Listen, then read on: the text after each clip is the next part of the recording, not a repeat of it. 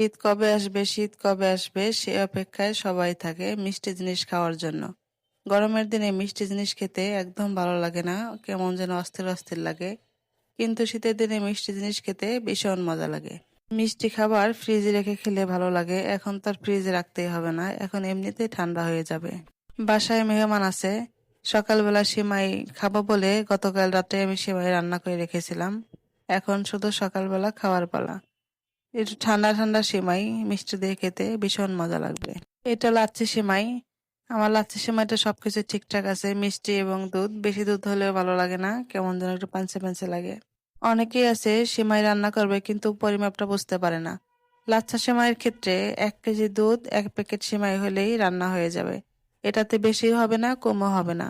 দুধের ভিতর সামান্য একটু পানি দিয়ে 1 কেজি দুধ জাল করে টিকিয়ে রাখলে পরেই 1 প্যাকেট লাচ্ছা সেমাই রান্না করা হয়ে যাবে খুব সুন্দরভাবে।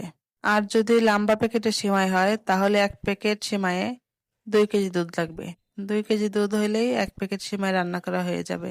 এই মাপ মতো রান্না করলে পারে তাহলে সেমাই আর উল্টাপাল্টা কোনো কিছু হবে না। মানে দুধ বেশি বা দুধ কম এরকম কখনোই হবে না।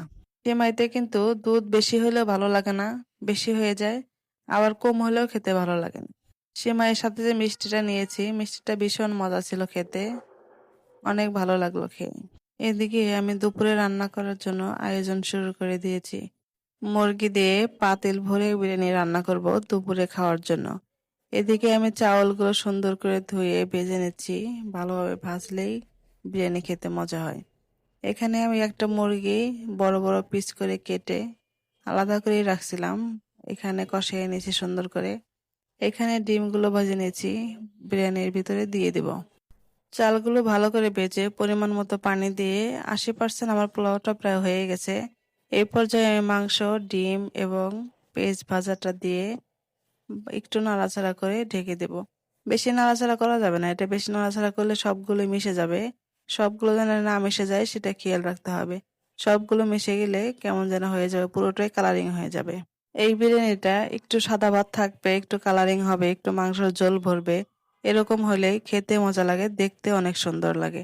এই যে আমার বিরিয়ানি দেখতে এরকম লাগছে, কিছু সাদা কিছু কালারিং কিছু হলুদ, মানে এরকম দেখলে বা খেতেও ভালো লাগে। এটা যে জিনিস দেখতে ভালো লাগে ওই জিনিসটা খেতেও ভালো লাগে।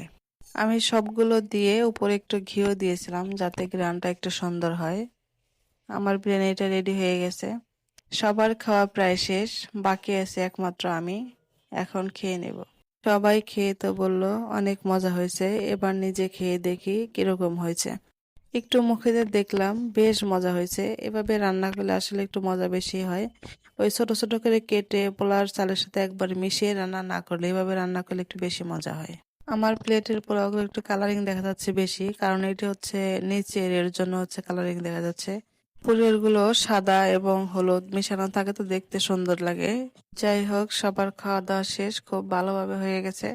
ভাবতেছিলাম একটু কম হতে পারে, না কম হয়নি, আরো সবার খাওয়া শেষ করেও 1 প্লেট বেঁচে গেছে। বাচ্চাদের জন্য কিশমিশ একটা উপকারী খাবার। এটা সবার জন্য উপকারী খাবার, কিন্তু দাম অতিরিক্ত হওয়ার কারণে হয়তো বড়রা খাওয়া হয় না, কিন্তু বাচ্চাদের খাওয়াইলে ভালো। কিশমিশ এমনি পরিষ্কারই থাকে, তারপরে আমি কিশমিশটা এনে একটু রোদ্রে দিয়েছিলাম যাতে হালকা হালকা একটু গরম হয়। এই কিশমিশ এমনিতেই থাকে, নষ্ট হয় না, তারপর একটু রোদ্রে রাখলে ভালো থাকে। অনেকগুলো কিশমিশ নিয়ে আসছিলাম মেয়ের জন্য। মেয়ে আগে কিশমিশ খেতেই চাইতো না, এখন আবার কিশমিশটা খায়। বাচ্চাদের জন্য কিশমিশ প্রতিদিন খাওয়া খুবই উপকার। দোকান থেকে 50 টাকা বা 100 টাকা আনলে অল্পই কয়টা কিশমিশ দেয়। এর জন্য প্যাকেট ধরে নিয়ে আসছে বাইরে থেকে।